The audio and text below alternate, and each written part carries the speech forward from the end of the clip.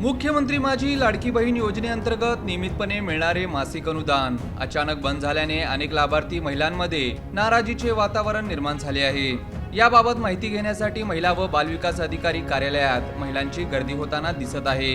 ही गर्दी संपता संपेना काही महिला वारंवार येत असल्याने महिलांना माहिती देऊनही अधिकारी थकतायत। पुरेसे मनुष्यबळ नसल्याने नियोजन करतानाही अधिकाऱ्यांची दमछाक होत आहे। अधिकाऱ्यांकडून लाभार्थींना विविध कारणे सांगितली जात आहेत।